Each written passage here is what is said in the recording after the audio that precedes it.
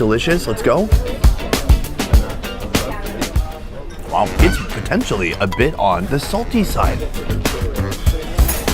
But overall, it's delicious. It does taste like they cooked the rice with chicken stock, so it's just super savory, very flavorful. There is one more Asian thing on the menu right here, fried rice. Of the entire staff on this boat, 99 of them are Filipino. Philippines know how to make dang good fried rice. Let's see if this is like that.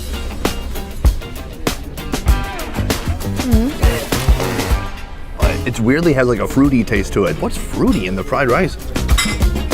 Perhaps it's orange peel. It's a different take on fried rice, that's for sure. Luckily, I have some soy sauce. I'm gonna give it a little bit of a sprinkle. Here we go. This will be the perfect balance. Soy sauce is really salty.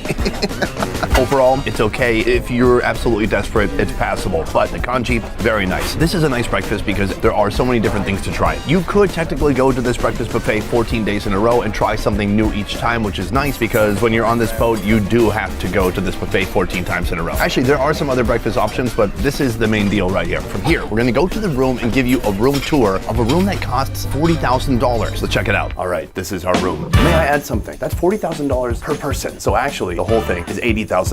Let's take a look and see if it's worth it.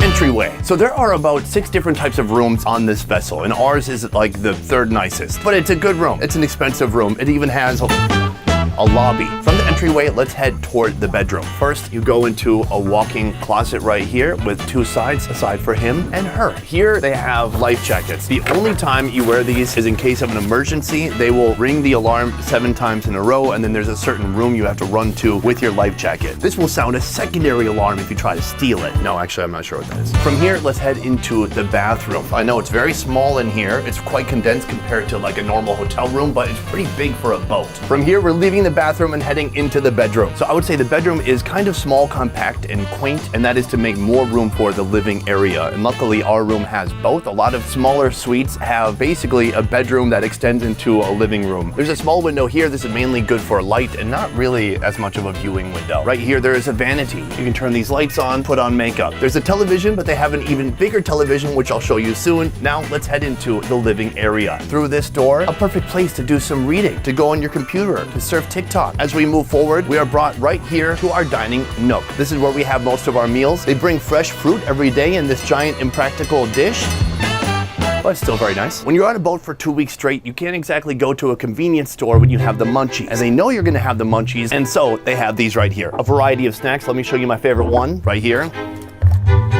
Now I know these might look like ordinary cashews, but no.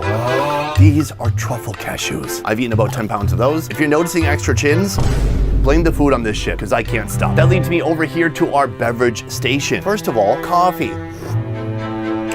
That ought to jumpstart my brain a bit. You might also notice bottles. Some of my favorite things to drink, including Jack Daniels. If you don't like what they give you when you get here, you can just ask for other bottles. They have basically everything. And I know what you're thinking. For a bottle of Jack Daniels, that must cost an extra $250.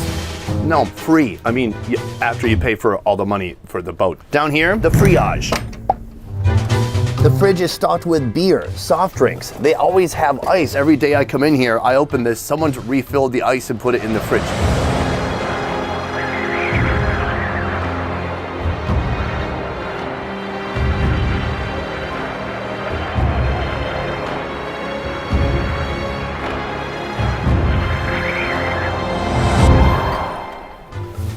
Beyond that, they have every type of cocktail tool, so you can make your own cocktails if you want. I thought I'd have to hide my drinking on this boat. I got here and man, people put them down. From here, we're going outside to our balcony. We don't spend a ton of time out here because it is roughly 32 to 34 degrees. Not crazy cold, but not exactly suntanning weather. Let's go take a look at the view that $40,000 gets you. This is awesome. Obviously, only a handful of people get a room with this type of a view on the ship, and it is really incredible and something I try to take advantage of each morning as I wake up, walking out into the sunlight and taking in another day here in Antarctica. Right here, look, a giant freaking iceberg. I just want to take a chunk off it and put it in my Jack Daniels. All right, let's head back inside. From the patio, we're coming over here to the living room. Right here, we have an L-shaped couch, a table in the middle, and you can either hang out, dine, have a drink, or you could watch some television. Right here, you can see our journey so far. We started in Puerto Williams, Chile. We went through the Drake Passage and down to Antarctica, where we spent about 4 days. Now we're headed to South Georgia Island, where we'll spend another 4 days. But let's back up a little bit and talk about the TV. Every day, it's going to give you a schedule of what's happening. This is where you get messages. This is where you can make reservations for restaurants. This is your information hub while you're on the boat. So in just a moment, I'm going to be ordering the room service. I'm going to get a lot of food, and you're going to see what room service looks like on a boat. And not only can you get room service, you can just ask for whatever kind of drink you want. You can literally say, hey, can I get a bottle of champagne and a glass of orange juice to make mimosas in my room? They can't say no, I assume. They haven't yet. Hi there, could I order some food, please? Boom, the room service has arrived. Hi, how you doing? Hello. So every time they come in here, it's like a whole show. They make up the table, they take everything off, they put down a tablecloth. It is very fancy.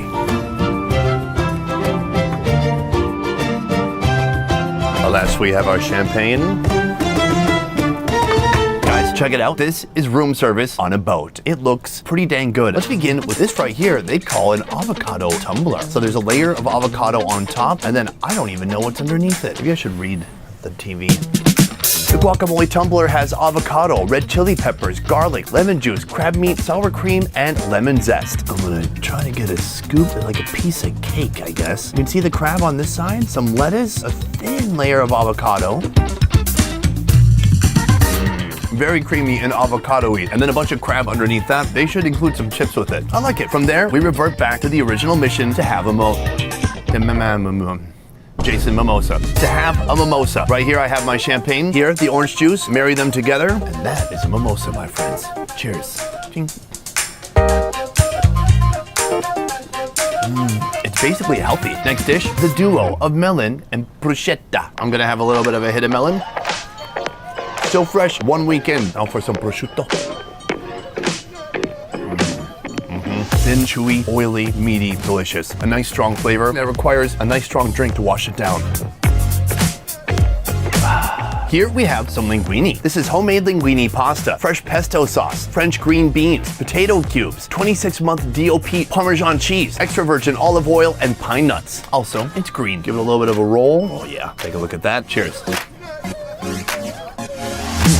Nice al dente noodles. The pesto sauce is a combination of basil and extra virgin olive oil, and it is fragrant, fresh, and delicious. I like that a lot. It's like eating fresh lawn clippings, but even better.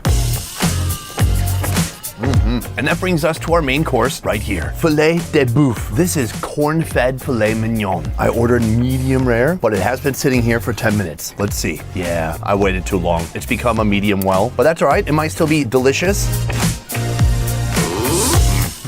Beautifully seasoned, a nice hit of salt, very tender. I love it.